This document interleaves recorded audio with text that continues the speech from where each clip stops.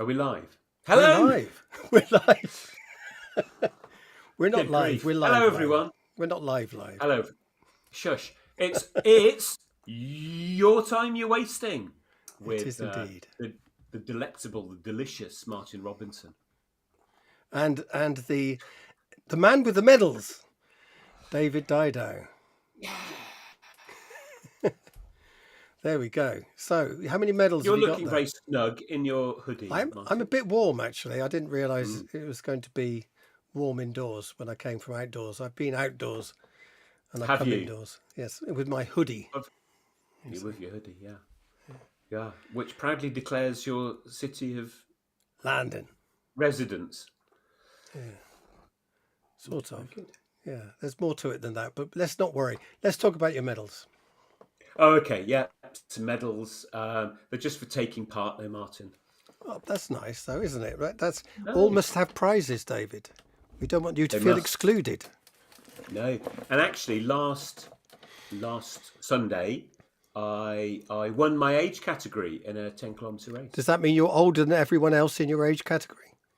You did that joke last time. Did I? I thought it was very good. Yeah, Do it it's again. very good. Worth repeating. Yeah, it's always, if it didn't work once, try again. No, it means that for old dudes, I was the fastest. Right. I did- Old I dude. did. You're not old, kinda- old, are you? Well, I'm a veteran, Are you? so God. I'm in the 50-plus veteran category. 50 plus, so that goes 50 to death. No, it goes 50 to 60. I think there's a 60-plus veteran. Oh, right. But So none of that's- those guys beat me. Yeah. Huh, get in the sea. So what's the 60 plus one? That's 60 to That's age 60 to or can you above. guess? And that Yeah. I mean till 90 or No, 102. 70. Oh, No, it goes there's up a in 70 tens plus. all the way. Yeah, I think so. Most, yeah, it tends to. Yeah, Yeah. Okay. yeah. So that kind of thing. So that everybody can feel that they've Belong? done well. Do you feel like you belong? Yeah, I do. I feel part of the. I do. I feel a sense of belonging with the running community. Yeah. Yeah, I do. And It's nice. what's that? How is that fostered? Well, by winning, Martin. Winning? No, taking part. Those things are about Right, taking no, part. exactly. By taking part, by knowing, being knowledgeable enough to have conversations about people that are relevant, to be able to use the kind of terminology and the slang, and to know what people mean when they say stuff. And all of that gives you a sense of enormous well-being. Enormous. Well, yes. There we go. And what about toenails? Do you talk about toenails? Is that sort of a part of the conversation? No, I don't. I don't tend to mention that unless I know someone quite well. Oh, okay. You mentioned it last week, I think, about your We toenails. We didn't bother recording a show last week, did we? Oh, the week before last. Yeah. Yeah. You know, when you get to my age, every week seems like a fortnight, and every fortnight seems like a week. Yeah, there's words to live by. I should say, it's always lovely when people get in touch. Mitch, don't know his last name, got in touch on Substack to say he really enjoyed, Martin, your joke about rectal thermometers. Do you remember that? Well, I don't remember the joke on Rex. I must have made it up in passing, en passant. Yeah, they say. as you were passing something rectally. my thermometer. Yes. What do you remember the Within joke? it. Do you remember the joke? No, I don't. But I said he was I'm very sure there'll be keen other that- ones. Is it the rectum or the thermometer that interests him most? I don't know. I didn't ask him that. No. Well, we need to know these Sean things. Sean Allison got in touch to say he was very disappointed we weren't wearing band t-shirts. Ah, He's noticed a dropping off. So I'm doing my bit here. okay. You've got the heating on though, probably in that case. I mean, you can't wear t-shirts all the time. For listeners, I've got a t-shirt that says I've got Buffalo 66 on DVD, and if you know, you know. And that's especially for Sean, says he. I'm That's sounding especially like for Sean. Simon Bates here or something like that. And especially know. for Sean, we Yeah. have a lovely song. If anyone's got any requests, let us know. Well, we did have requests about Anyway, Shakespeare quotes, yeah. didn't we? And things like that. I remember we had a request. I've forgotten to do it. So we'll do that next time. Look, Can you buzzwords do Shakespeare quotes in the style as of. famous characters? Yeah, no, I'm If I well. give you a quote and a character, will you do it? No, I can see. No. No, I can see. I'm not an impersonator. I'm not a Rory Oh, Bremner come type. on. No, I can't. No, but you did. You did a bit. You did a very good Olivier last time.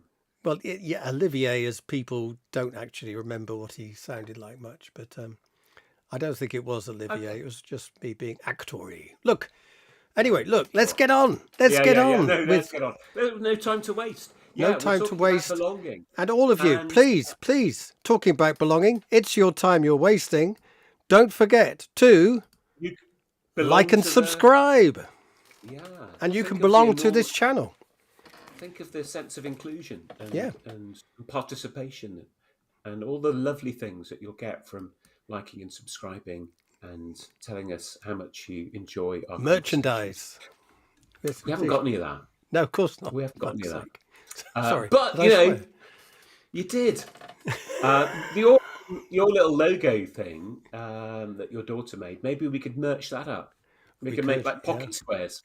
yeah, and t-shirts and all the such like. Anyway, look, That kind of thing. That kind of thing. Anyway, yeah. So we're talking about belonging. belonging. And what is it? What's it? It's Why are we talking about it, David? Goodness sake, wow. what's the point? What is the point? Well, we're talking about it because it is the next big thing. It's it is.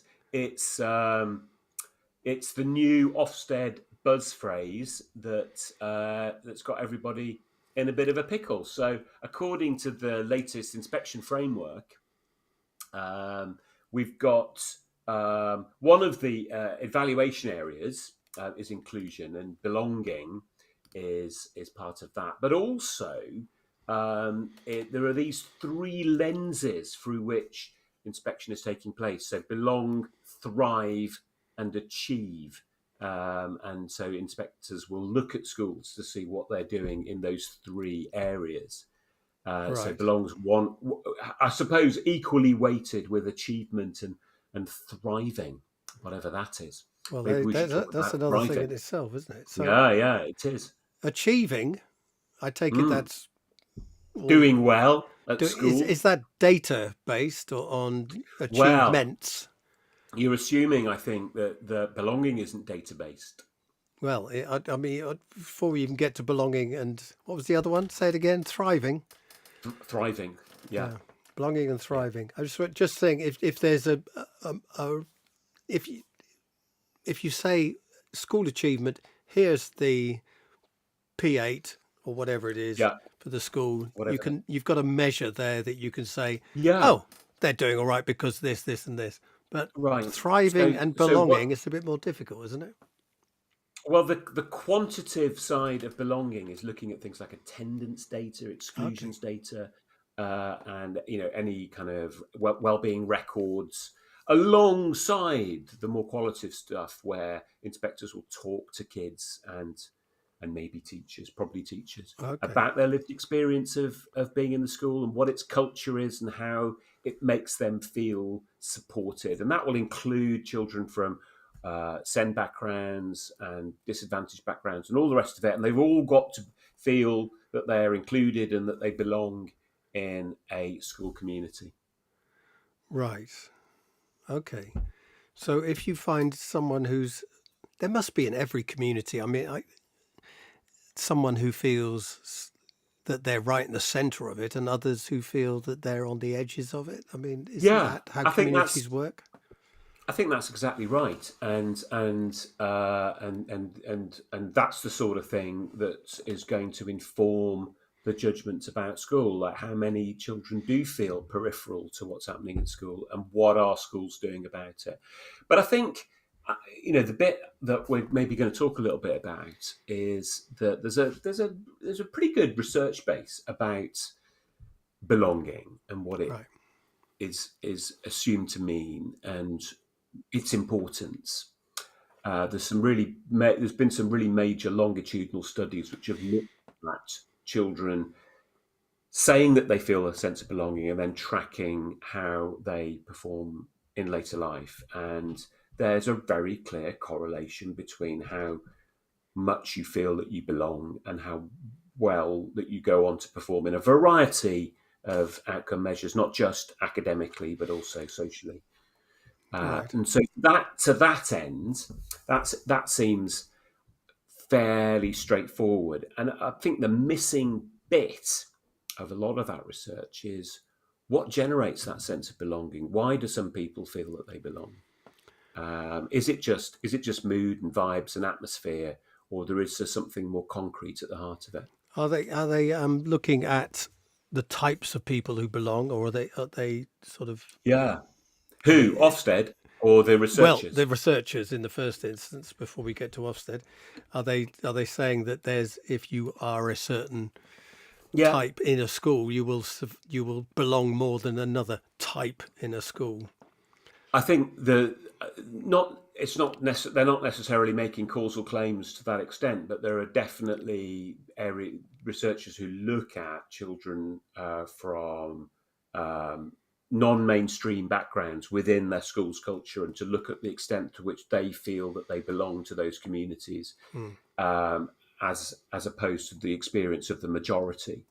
So yes, Right. So they are looking at perhaps kids that have been more traditionally excluded. So, I mean, obviously the thing is middle class, yeah, higher IQ, yeah, um, living near a, a, a flourishing neighborhood, you know, yeah. All of those, those things, and and I think metrics like how the school the student population of the school, how that is reflected in the teacher population, that do students feel a connection to the teaching body in terms of representation and things like that. oh, okay. Is that part of the research? It's informed parts of various studies, yeah. Okay.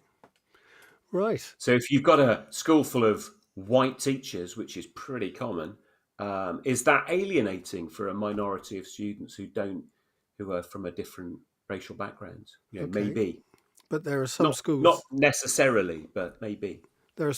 where you have, I mean, certainly in a London, that Yeah. minority white schools. Yes. And that would be interesting to see if they're taking on how belonging switches through different mixes of whether it be racial, cultural, or whatever. But we'll perhaps come to that in a bit. What's the problem with this buzzword? I mean, is it is it going to be at the? I can see, what's it, CPD sessions coming up with Yeah. I know. belonging on I the know. first slide and how to do it. Yeah. I think the problem is that the default position is to view it as directly related to the emotional climate in a school, like how people feel, and if adults change their behaviour and make the environment warmer and more pleasant, Isn't and that they a do more. book? When the Adults Change. Isn't that a book by Paul Dix or something? Anyway, carry on. Carry I on. couldn't possibly comment. Yeah. So when the adults change into Paul Dix, schools become really warm, pleasant places, and children feel that they belong. But that obviously, I can't imagine anybody's keen for schools not to be warm and pleasant places as far as that is possible.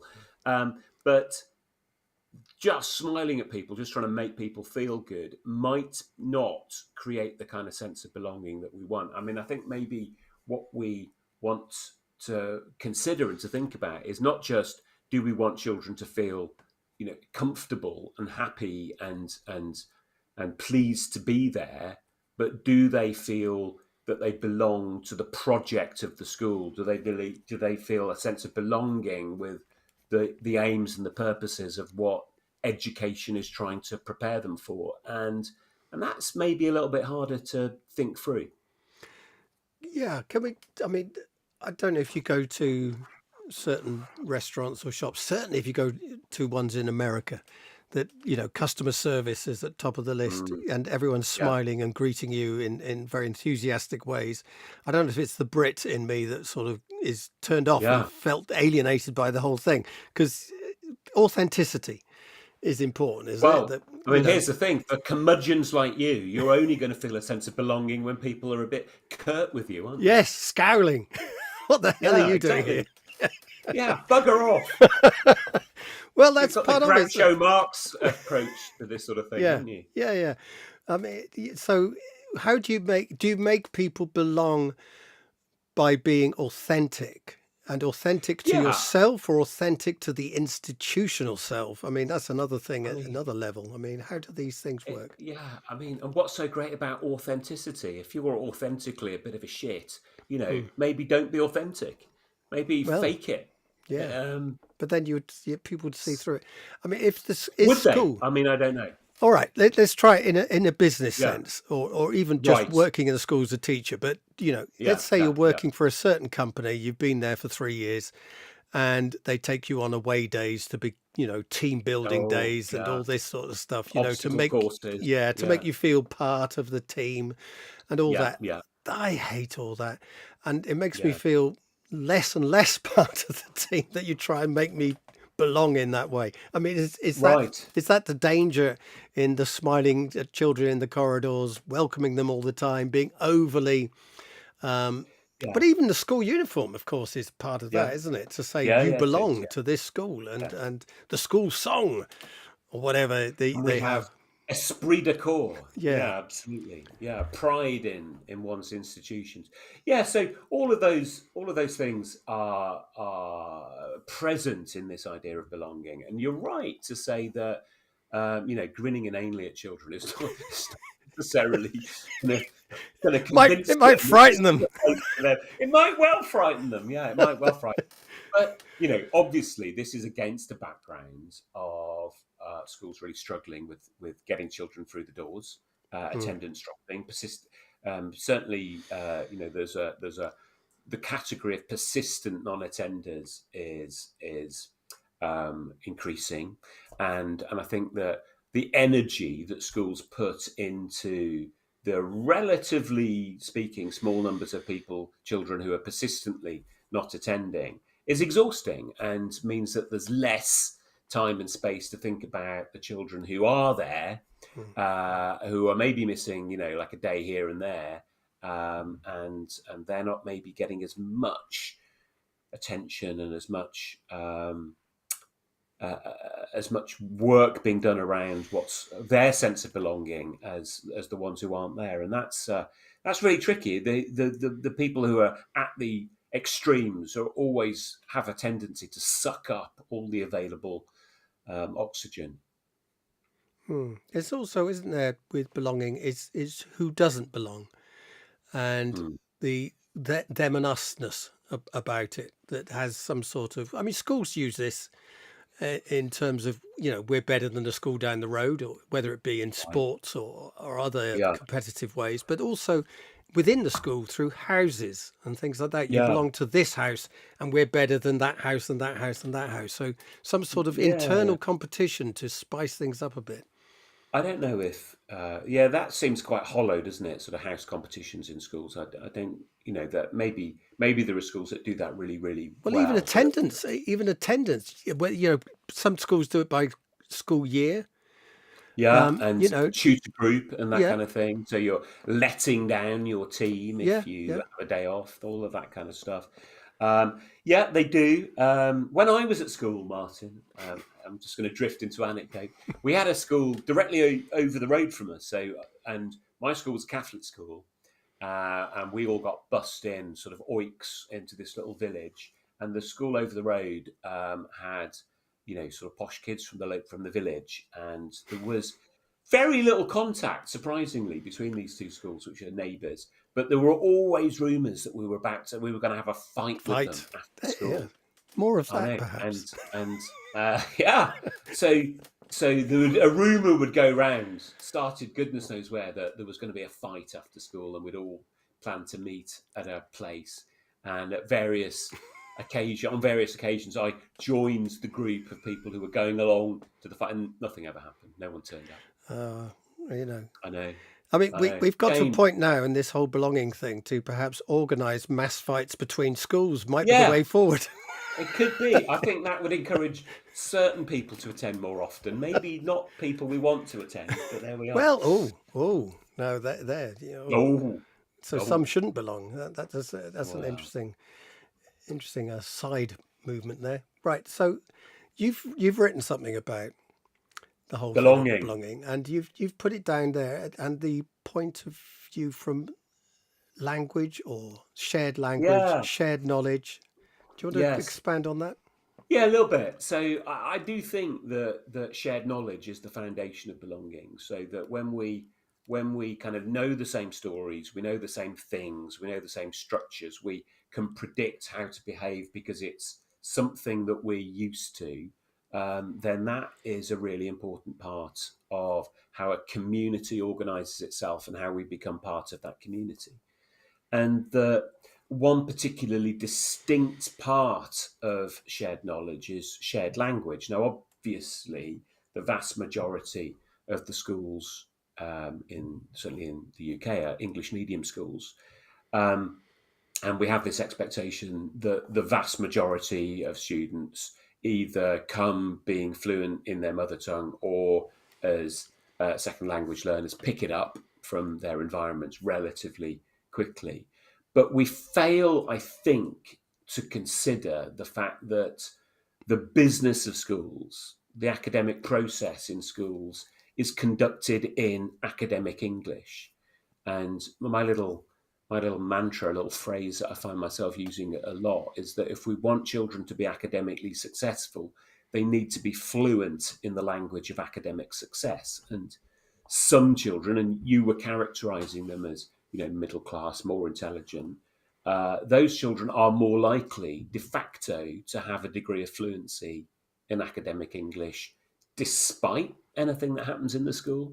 And that other children, however much they might feel that they belong in the playground or in certain subcultural groups within a school, may feel that they don't belong in classrooms and they don't belong in the academic process that school is engaged in because they have then they don't have any real fluency in academic English, so they feel very sort of cut off from the business that's going on, and they they know those superficial structures about how classrooms work, but they're excluded from the business, the meat at the centre of it, because they don't have the words, they don't have the structures, they don't have the language. As Caliban is excluded Yes, from the island. There we go. there we are. What a Ban good Caliban. example. I wish I'd thought of that. There you go. Write it down. Yeah, no, I've written it down. Thank you. Yeah. And there's Caliban, feels he does feel a sense of belonging in the island, and he recognises it's full of, sweet noises and all the rest of it, airs and noises.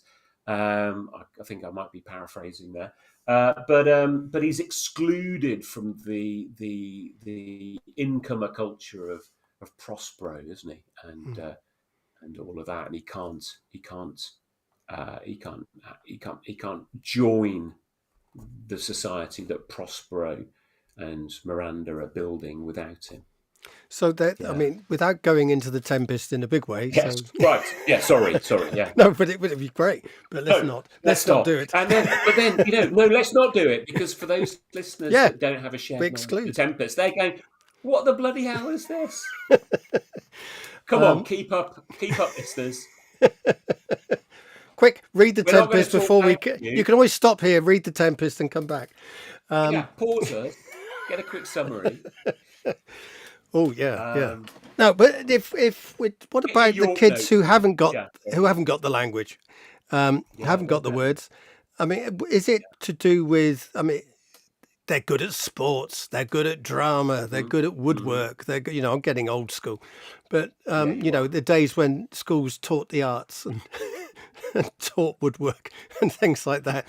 Is there, or I think it's just resistant bullies on the materials. playground, or whatever it happens to be? Is there other ways of Oh, there is, of involving course. Yeah, yeah, there is, of course. And I think that what happens for a great many children is that they work out early on that they don't belong to the academic sphere in schools. So that any kind of sort of societal cultural currency that they have, the sense of belonging that they get, comes from setting themselves in opposition to that culture. Mm. So that very, very often in schools, there's a culture where it's not cool to be clever, it's not cool to Mm. work hard. No one wants to be a geener or a try-hard, and putting your hand up in a lesson marks you as to be socially excluded. And in schools that really struggle academically, that's often the prevailing culture. Mm. And the children are, despite themselves sometimes, pushed in to needing to belong to that culture in order to survive school. Yeah. Yeah, that's a huge problem. And in Um, terms of that, I mean, that is a school that perhaps the teachers aren't really in control of in terms of. yeah, I mean, they might be superficially in control of it. yeah.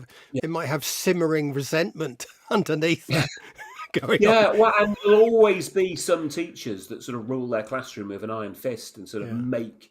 I always remember I think a wonderful phrase from Tom Bennett where he talks about some teachers being warlords in a failed state. yeah, And yeah, I think embattled and sort of holding their own and provide, presiding over a fiefdom in which children come in, and it's a refuge from the chaos outside in the corridors. And I've definitely worked in that mm, place and striven to be that teacher. yeah. I went to that But school.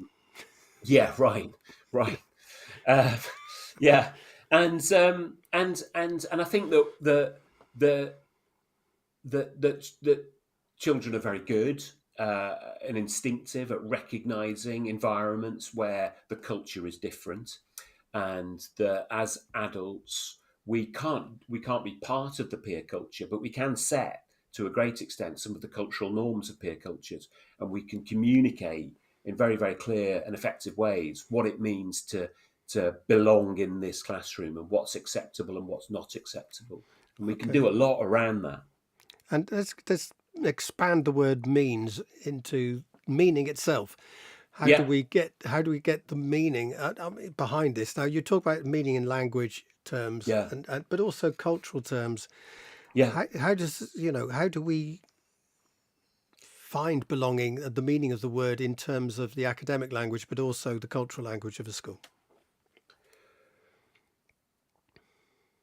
So I think in the academic terms, like if we view part of our responsibility in schools to provide children with fluency in academic English, so that's a considerable part of our job, then I think that has the capacity to change the way that we see the role of the teacher. That the teacher isn't just teaching their subject; they're also teaching the language of their subject. And if students only know stuff, if they only know disciplinary concepts that they've been taught in a subject, but they don't know how to stitch them together, then they are going to be excluded from participating in that subject in a meaningful sense. So we're pretty good, I think, these days at teaching vocabulary. It's relatively rare now to visit schools where they haven't trained teachers in, the difference in tier one, tier two, tier three vocabulary, and teachers kind of get that that's part of their responsibility. And more than that, it's you can't really teach your subject without teaching the words. Mhm. So you as a drama teacher, you can teach a concept without the word, but it's just much easier to teach the word at the same time as the concept, isn't it? I'm just all I can think of when you say that is mime. Yeah. It's the Right. only one. Is that the only one? That's the only concept in drama, No, boys and no, that girls. you can teach Yeah. without the words, Oh, okay. literally. Yeah, yeah.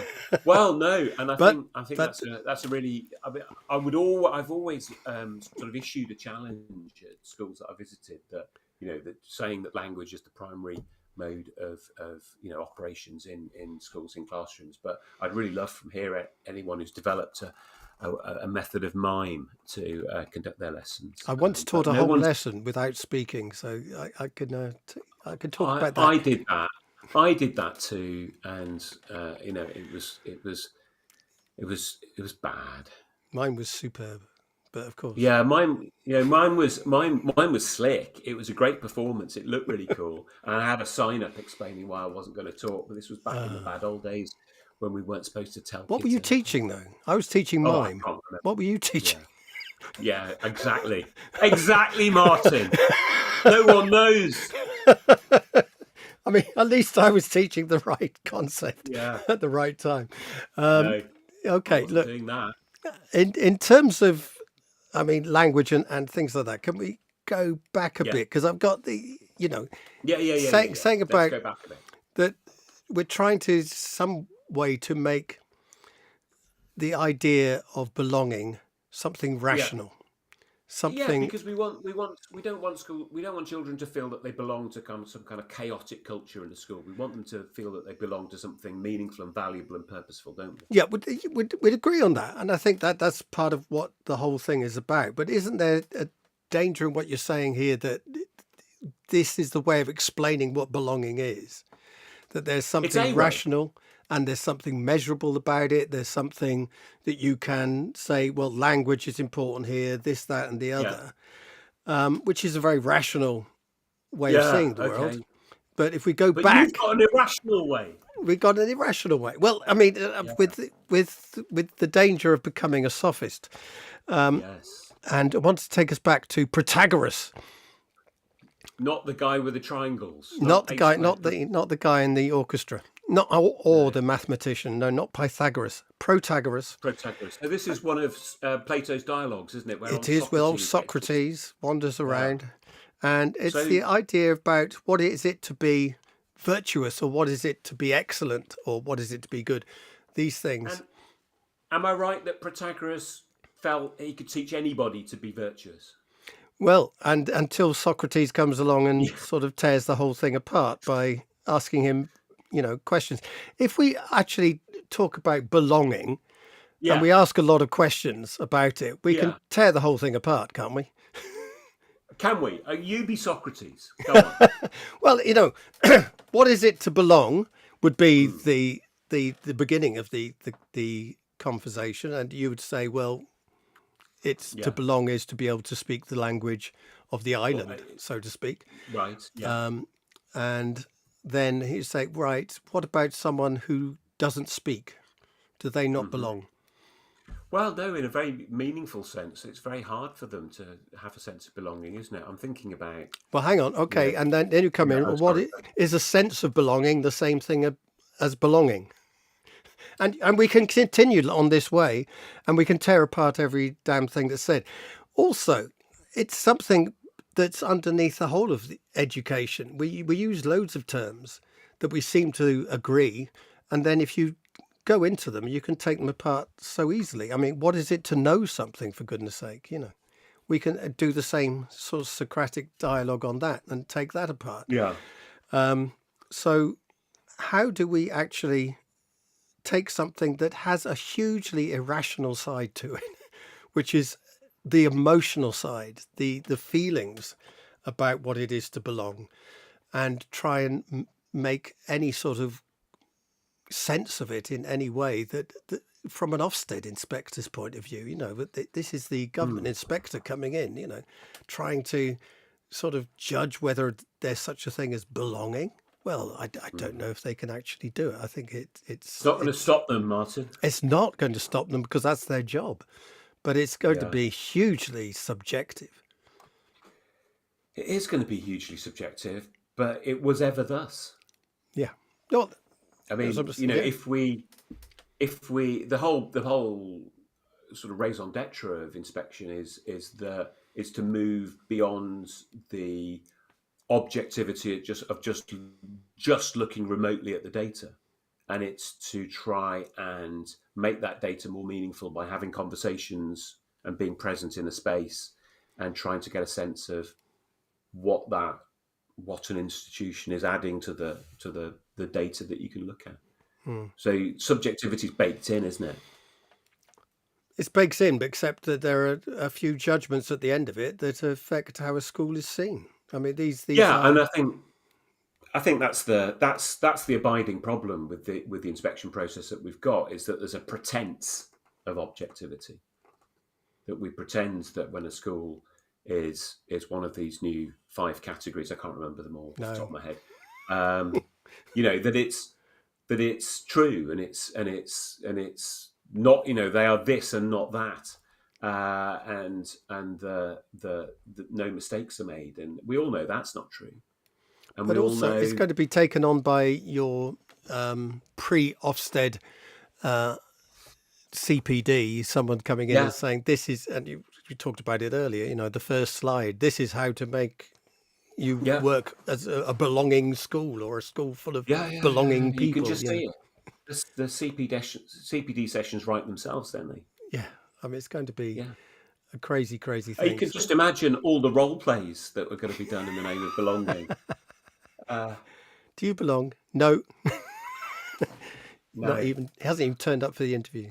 The minute there's an icebreaker, I don't feel I'm not belonging to Well, that. that's right. I'm out of Yes. there. Yeah.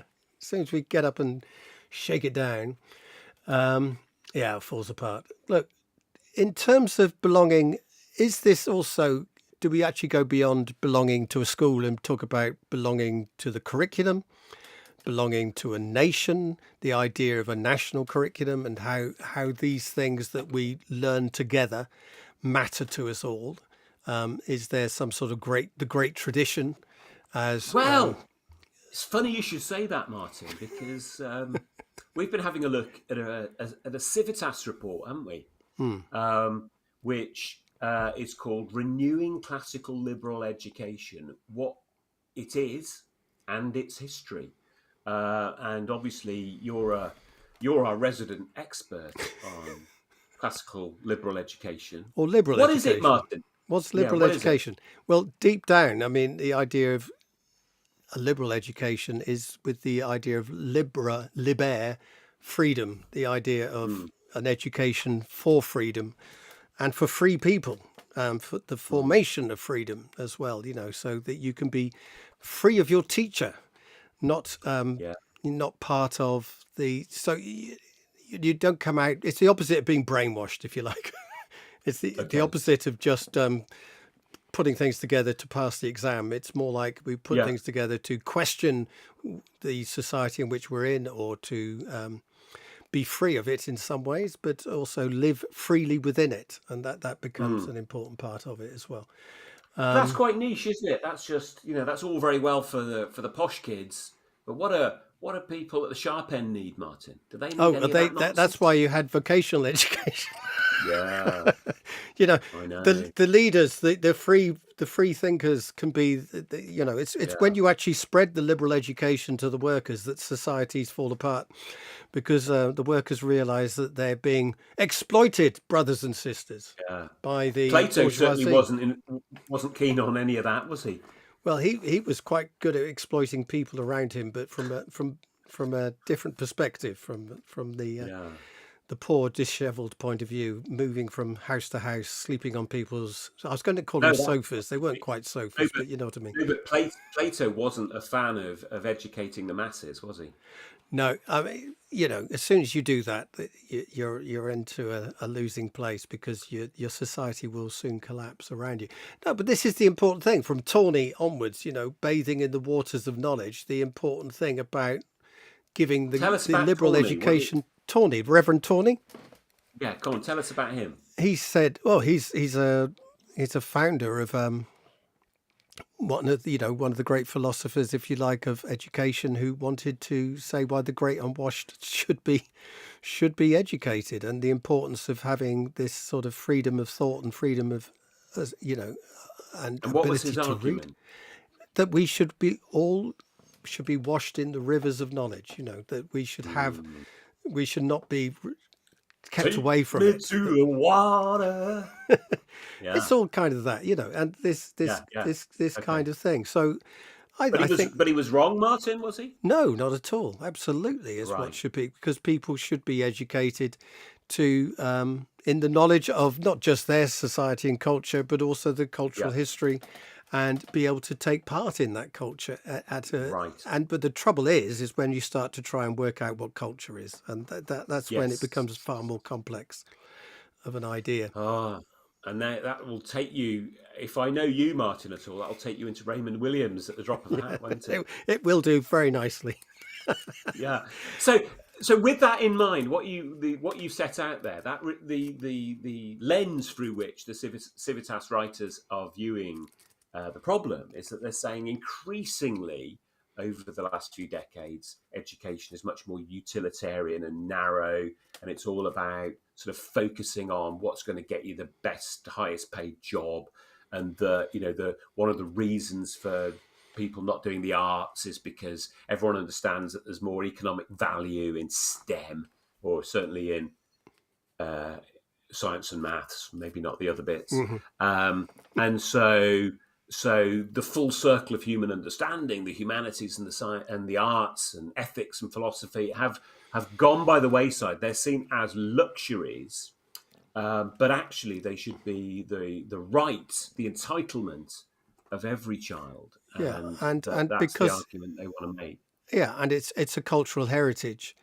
I mean, it's also. I mean, it's very conservative. You made it sound Mm, quite radical. The Civitas argument is a very conservative one, which is also that that this is the classical and Christian tradition of Western yeah, society, Western culture.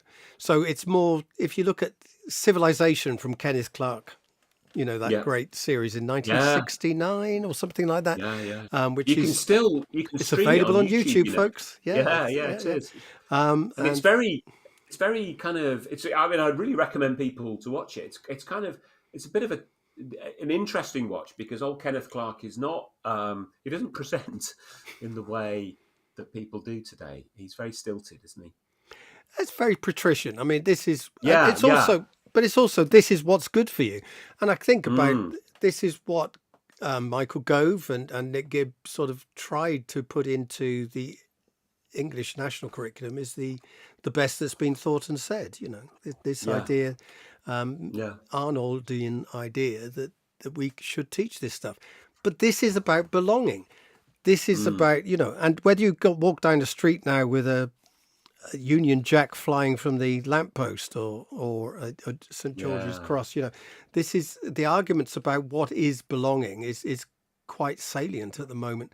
And it It is a really is. battleground, if you like, between those who have a conservative view, and that can just go from something lightly conservative with a small c all the way to quite extreme right wing Christian fundamentalist I ideas of know. exclusion as well. About that there, and certainly if you talk about the religious ideas between a Christian society and a Did Muslim you society, perhaps, have you etc. seen that Neil Yaxley Lennon's been encouraging people to become Christians? Yeah, well, exactly. Yeah. Neil, It you called him just Neil. Is is that that yes? You called John? him. I can't remember. Is it Yeah, Neil? Anyway, I Tommy think it's Robinson, any. something Yeah, Yaxley Lennon. Yeah. yeah. What's it? I thought it was Stephen. Neil. Stephen. Stephen? I don't know. Anyway, Well, who I don't know. cares? Who Yes. cares? Yeah. But the rationale there being to sort of reclaim the multicultural mosaic of religions, and sort of we've got too many Muslims and Hmm. they're starting to outnumber Christians, and come on, all you right wing fascists, join a church, and go to a church service and then give people a kicking afterwards. So can we That's go that's what into that's what Jesus would do, isn't it? yeah, love and hate? The everyone's favourite strictest head teacher, of course, in her school, Michaela. Yeah. This is has a sort of sense of I think Are you she's talking about Catherine Burble St? I could be, Yeah. but she has this thing about she embraces multiculturalism, but in a monocultural way, if we like, in that Right. in her school, instead of everyone can eat their various different foods of their cultures, she says we can have one, we share food together and it's vegetarian. And everyone Yeah. is a vegetarian for our school meals. We Yeah. can have many religions here, but we don't promote those religions with separate prayer rooms and things like that. But we all sing I Vow to Thee, My Country, and God Save the King. So there are sort of, strange, eccentric ways of perhaps dealing with it on a school level. But this is the idea that we all share the same flag and underneath that we can have come from different backgrounds, but what belonging becomes is having symbols that unite us, all of us, rather than a multiplicity of difference that then we can say, oh, that's partly me, that's a bit of me, and that mosaic that you're talking about there, the sort of multicultural argument that others would prefer. So we all come to this school, but there's the Muslim club, there's the LGBT club, there's society or whatever, and we Yeah. all see ourselves mirrored back at different points within the curriculum and all those things. So what I can see schools going either way down this journey on those things. Can you? I mean, because obviously with some of the recommendations from the curriculum and assessment review, it's quite clear that there's an emphasis on diversity in there that it would be quite hard, perhaps, to defend this kind of monocultural approach to we all belong to this one thing, no matter where we come from. But schools do that with uniform. They Schools do that with uniform. They do that with uniform. And bearing in mind that schools in this country. Yeah, and bearing in mind and that schools are very sort of contradictory places. I mean, there's a huge Yeah, complex, for sure. shall we say? Given it sounds slightly more Well, positive. yeah. I mean, but sometimes contradictory. Yeah, absolutely. I mean, it was. So I think I think to take an example of an area of the curriculum that I think we would both broadly agree on is that it really makes sense to me, and I think to you, but obviously you'll tell me in a moment where I'm wrong.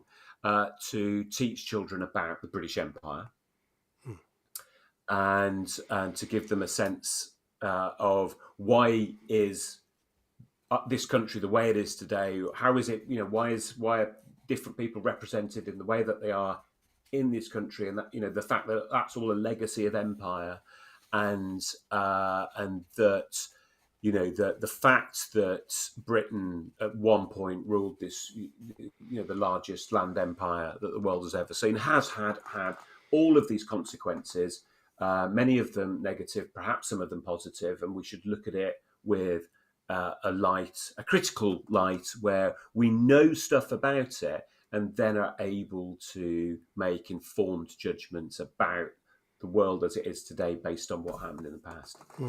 Would that be broadly in line with what you would say, Mark? Yeah, it's interesting that I think I wrote about this in Trivium, would you believe, all those years ago. Wonderful book, listeners. Trivium by Martin Robinson. By me. Yeah. But Not Tommy, Martin. That's it. Yeah, no relation. Because he nicked the name. I had it properly. Yeah, anyway, I know. He's not a real Robinson. Not Tony either. Well, you never know. It might be related. But the idea in the book, I was interviewing Sundar Katwala, and he sort of talked about, well, there I was in my classroom in Birmingham. And my question is, why am I here? What's the reason for me being in this place? And we never talked about it because we talked about the Tudors and the Nazis and never even looked at empire because it was ignored in the history curriculum in those days. Now, David Olusoga's done a controversial, shall we say, documentary on BBC. I haven't seen it, so I can't really comment. I have seen it. It's people on the right, and not on the right, but on the right. Are saying that it's slightly BBC-ish. Don't forget they hate everything to do with the BBC, and let alone anything that smacks of questioning, perhaps, of the old British Empire. But or multiculturalism, bringing multiculturalism into the centre of the discussion.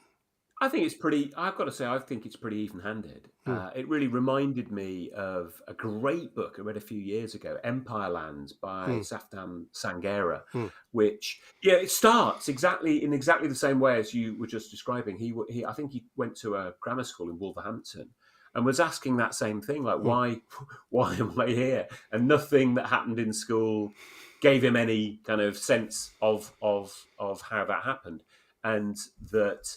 Not only that, he was taught that it was right and proper to be patriotic and to do those, God save the king type things that you're talking about happening at Michaela, and that That's all very well, but to do that from a position of ignorance is a problem. To take the view that there are things about your country that you can be proud of, despite knowing of all of the less seemly aspects of our history, seems to me to be a good thing. That we should view our history from a. It's always better to know. It's always better to be aware of the facts rather than try and conceal them. Yeah, it's something that Robert Pondiscio talks about in a piece he wrote about Oh, right. schools, talking about how much that we give kids a sense of misery and a lack of pride. Actually, that Oh, wow. it's bad to be this, it's bad to be that, it's bad to think this, it's bad to think that, and there's no wonder that there's a sort of extreme level of mental health crisis, if you like, with young people, in that we're told everything they do is bad, or there's catastrophes around the corner, whether it be climate change, whether it be he's over in the States, of course, but over here, whether it be, I expect, about the empire and how awful it was, or whether there's toxic masculinity, etc. If you're a boy in a school, and all these things that Mm. are sort of powered onto children, really, who are the least responsible for any of it, really. And then around the corner, they're having it thrown at them that this is the misery, the entire misery of the world. And do you feel like you belong if everything's so shit around you, and all you can Yeah. do is just sort of go, oh God. And would you want to go to a school that does that every day? That actually we do need tales of, well, I'm going to, Herring do. yeah, heroes and heroines and all this sort of stuff to at least uplift us somewhere along the line.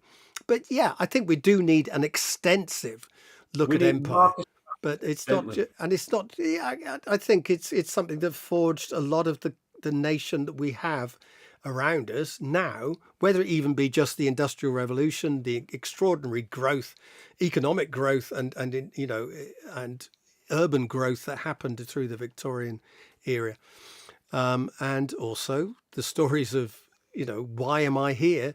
Why have we ended up with a multicultural Britain that Enoch Powell perhaps found rather upsetting, shall we say, Problematic, yes. or Yeah. potentially dangerous? And all those stories, I think, need to be told and looked at, but not necessarily in a way that's, oh my God, isn't it awful? No. No, and I think you're absolutely right. I think sort of telling the story of, for instance, the East India Company for all that we can say, a lot of what they did was unambiguously bad. It's an extraordinary story Hmm. that a group of merchants, given a charter under Queen Elizabeth I, turns in over a couple of centuries to being, this controlling a subcontinent of millions and millions of people, is the stuff of fantasy. Hmm. And you take a figure like Clive, who it Clive seems of like India, isn't Clive it? of India, Yeah. Robert Clive, who seems like an extraordinarily unlikable character in many many ways, but despite all that, a tactical genius. Hmm. So a And hero or telling that, villain? Hero or villain? yeah, well, but a human being, a man of his Yeah. time, a man of extraordinary determination, and with a capacity to do evil that we all possess. That's an interesting thing, isn't it? Because when people say um, the English did this or the British did this, and what the English did in Ireland, what the British did in India, all these things, as Mm. though there's some sense of belonging that we have, even though those things were nothing to do with us. And trying Yeah, to say, that guilt from the past, yeah, trying to yeah, put that yeah, onto kids is actually quite a ridiculous thing to do. So the stories from the past can yeah. be done in a way that we can step back objectively and look at them, but also do we want to, but isn't that the same thing with pride? If we look at them in some way to say a sense of belonging to nation, history is an important part of that sense of belonging to nation. Yeah. And it is very difficult to get the stories right in a way that we can be pleased with Yeah, our past as well. It's a difficult one, I would have thought. it's a difficult one, and the fact that having pride in the the accomplishments of people who are dead and buried long before you were born is a strange thing Hmm. to we shouldn't feel. I suspect feeling shame and feeling pride are both equally spurious, that they have nothing to do with us, but Well, in a but very they real do if you sense. are talking about We're belonging. What do you belong Yeah, to?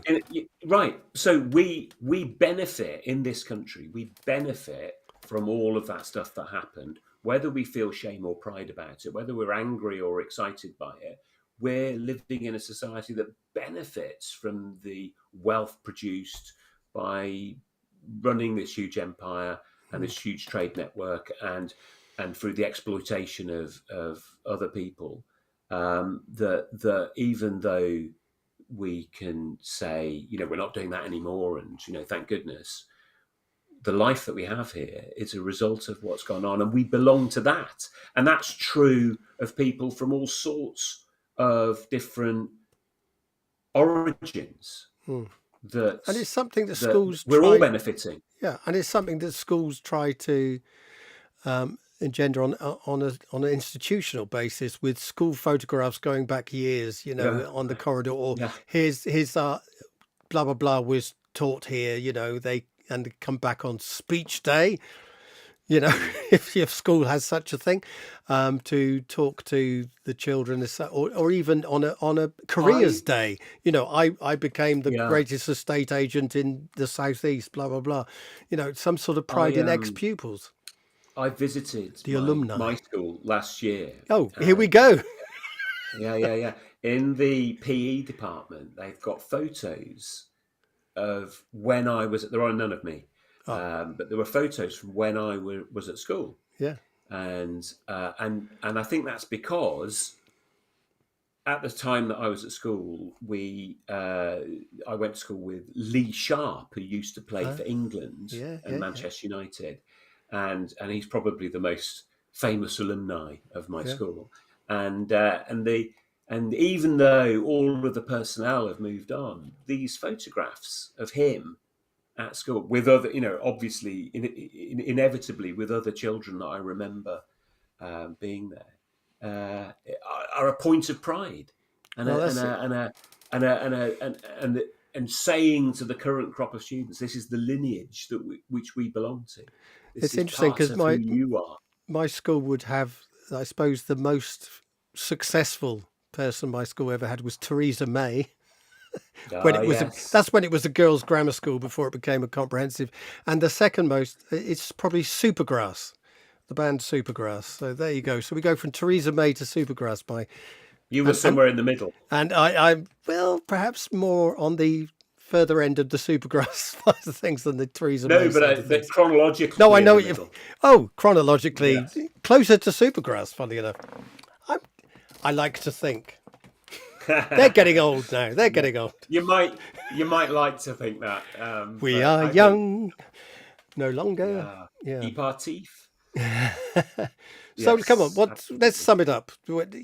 Okay. How do we, or do we bother with a sense of belonging, and all the obvious complications that are underneath this thing? Well, so I think it's for schools to set the agenda, and I think that what I think should be done is that we should think carefully about this idea of shared knowledge. Otherwise, belonging just collapse into how do we feel about being here. And so we've got to think about what holds our communities together. What are the common stories and concepts and language that we want or everybody who's part of this community to be able to feel part of. And so, when we're teaching a curriculum, that we've got to provide on ramps so that all of the stuff that's happening makes sense, and that it belongs to us. Being welcome isn't enough. You've got to participate. I think that's the key bit for me. Yeah, and can we also talk about or think about those who find it hard to participate, or actually, Mm. don't like belonging. They don't like to be in the in crowd. How Yeah, do and you how do I you think, I how think do you it. establish places for them? Do you enable a certain amount of tension, or has everyone got to So be I think brainwashed into thinking this one is way and why. that's it? Right, right, right. Well, clearly not. But I think that's the danger. That's the risk of thinking about the belonging as, do I feel part? Is it all about how I feel?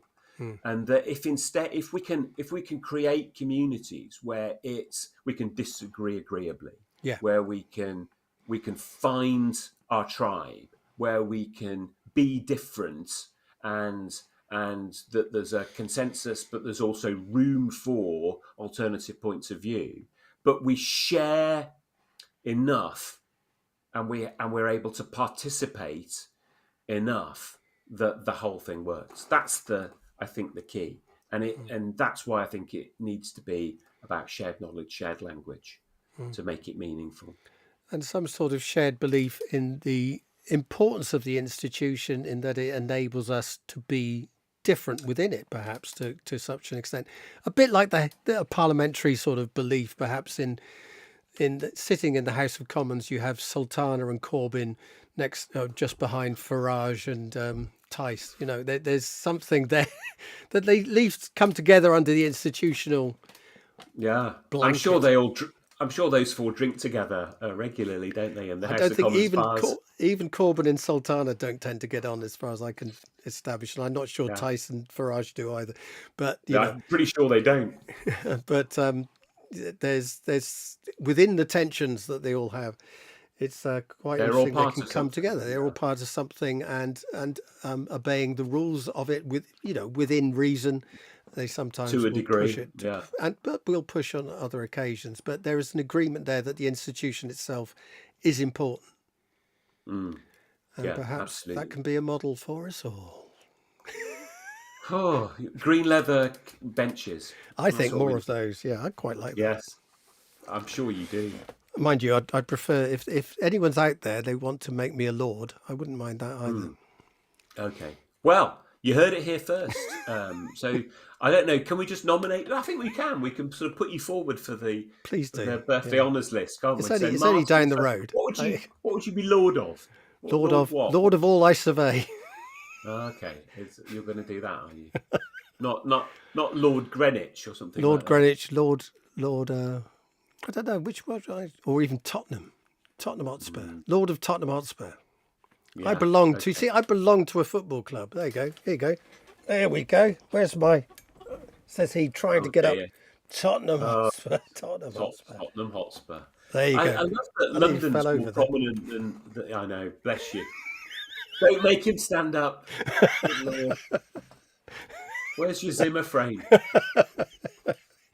Yeah, the chair didn't move like it was meant to. And, No. That's and on that's that your note, excuse, and you're sticking to yes. So if the chair hasn't moved for you, listeners, well, I'm really sorry because it's your time you've been wasting. that's it. But thank you for Wonderful. wasting it once again with Martin and me, and we will endeavour to see you Next time. next week, next time. Next time. Next week. Bye bye.